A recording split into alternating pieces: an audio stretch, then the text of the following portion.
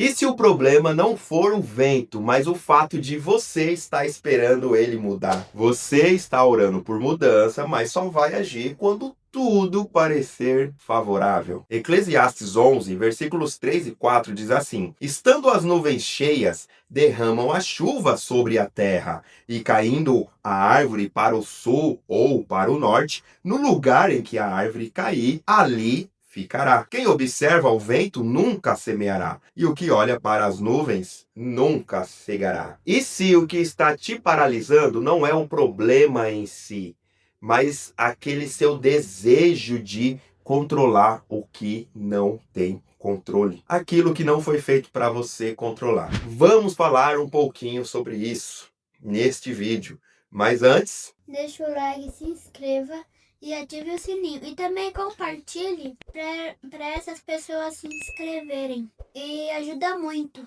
E daqui um dia a gente vai chegar a 100 mil inscritos. obrigado, filho, você é um filho. O versículo 3, lá de Eclesiastes 11, fala de fatos que não estão no nosso controle. A chuva e o vento. E esse vento provavelmente foi o que derrubou a árvore. A questão aqui é que algumas situações da nossa vida realmente estão sem controle, não estão sob o nosso controle. Uma coisa que eu fico pensando muito que não está no nosso controle, e nós gostamos de querer controlar, é o futuro. Não tem como controlar exatamente o que vai acontecer no futuro. Se vai acontecer é porque é no futuro, fica até meio redundante. Fato é que podemos nos planejar, mas não podemos saber exatamente o que vai acontecer. Essas coisas nos geram ansiedade que não estão ao nosso controle. Aquilo que nós conseguimos controlar, é óbvio que não vai nos deixar ansiosos. Mas o que fazer com o que nós não temos controle? Eu separei alguns versículos aqui com algumas orientações para você. Mas Saltério, se nós não temos controle, o que a gente tem para fazer? E uma das coisas é justamente isso, é focar no que nós podemos intervir. E como que nós podemos intervir?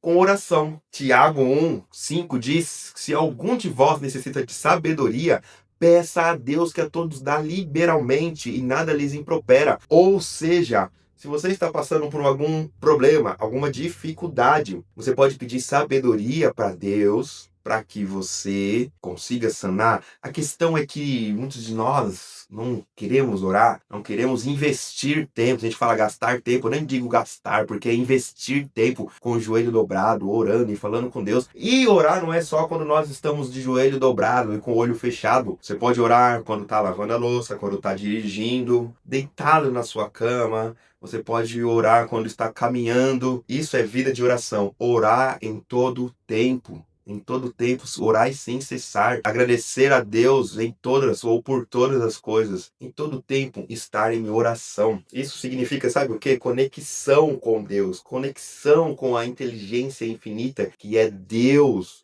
que é soberano. Os pensamentos dele são mais altos, muito mais altos do que os nossos. Ele é a sabedoria e ele pode nos dar sabedoria. Por que orar também? Porque para Deus nada é impossível. Aquilo que não está no seu controle está com certeza sob o controle de Deus. Devemos confiar, como já falamos em alguns vídeos anteriores, entrega o seu caminho ao Senhor, confia nele e ele tudo fará. Como consta em Salmo 37, versículo 5. Pedir ajuda também, eu lembro lá de Provérbios 18, no versículo 1, e no versículo 24.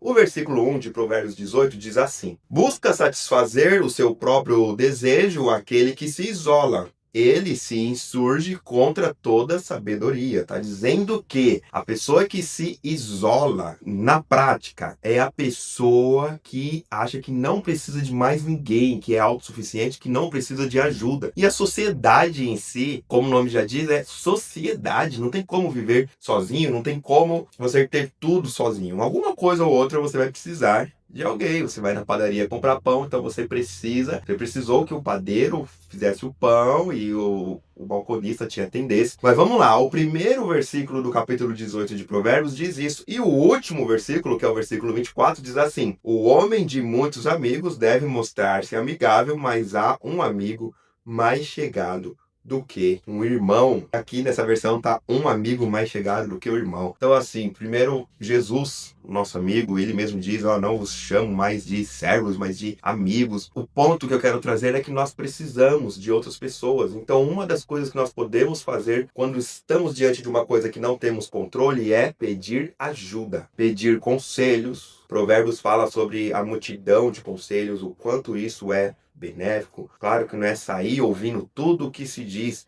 mas procurar pessoas que podem realmente te orientar na área que você está necessitando. E o que podemos fazer quando não temos controle de alguma situação é realmente focar no que você pode intervir. O texto bíblico que nós lemos em Eclesiastes diz que a árvore cai, que ela vai cair sem o nosso consentimento. O vento bateu, vento forte, a árvore caiu. Não está ao nosso controle, mas o que podemos fazer com a árvore, sim, está no controle. Porque o versículo diz assim, ó, e caindo a árvore para o sul ou para o norte, no lugar em que a árvore cair, ali ficará. A árvore vai cair. Se for uma árvore frutífera, você pode aproveitar das frutas, você pode aproveitar a madeira. É como aquele ditado popular que diz: se a vida te deu um limão, você pode fazer uma limonada. Melhor, você pode pegar as sementes daquele limão, além da limonada, e plantar para nascer outros limões. Pode também pegar a limonada e vender o suco para que você compre mais limões e faça mais limonada. Pode fazer uma marca, criar uma marca com aquele limão e assim por diante. A questão, então, é o que vamos fazer com aquilo que a vida fez com a gente. Daí entramos no versículo 4, onde a pessoa fica esperando as condições perfeitas. Pois o versículo 4 de Eclesiastes 11 diz: quem observa o vento nunca semeará, e o que olha as nuvens nunca cegará. A imagem aqui de uma pessoa que fica só observando o vento, observando as nuvens, para ver se está no tempo bom de plantar ou não. Só faz isso, fica só se preparando, e nunca toma uma ação, uma atitude, ou fica esperando as condições perfeitas para cumprir o propósito que Deus tem para a vida dela. E isso talvez seja só uma desculpa para maquiar ou camuflar a preguiça, a procrastinação, o medo, que é super natural. Os seres humanos sentem medos, mas nós devemos, lembra que nós falamos lá no começo? Confiar. Então, o que eu posso fazer diante dessa situação que eu estou vivendo? Eu poderia dar inúmeros exemplos aqui, mas você sabe o que Deus está falando com você? Muitas vezes o que Deus pede para nós são coisas simples. E diante de situações em que perdemos o controle, o que Deus pede é simples, é confiança. Eu sempre gosto de refletir sobre Naamã, que era leproso, e o profeta falou: mergulha 7 vezes no Rio Jordão. Ele achou ruim, ele se sentiu ofendido. E um dos seus servos disse: Senhor, se ele te pedisse uma coisa mais difícil, o senhor não ia fazer? Então, vai lá e mergulha. Ele mergulhou sob esse conselho e ficou curado. Na nossa vida é a mesma coisa. Às vezes nós estamos apavorados com tantas coisas, e a única coisa que Deus diz, que Deus está pedindo é: confia, aquietai-vos e sabei que eu sou Deus. Continue orando, não é isso que a palavra de Deus diz? Continue orando. Orai sem cessar, não esmurecer. O fardo de Deus é leve. Cumpra o propósito de Deus para a sua vida. Ouça a voz de Deus. Aquietai-vos e sabei que eu sou Deus, diz o Senhor. Graça e paz a todos.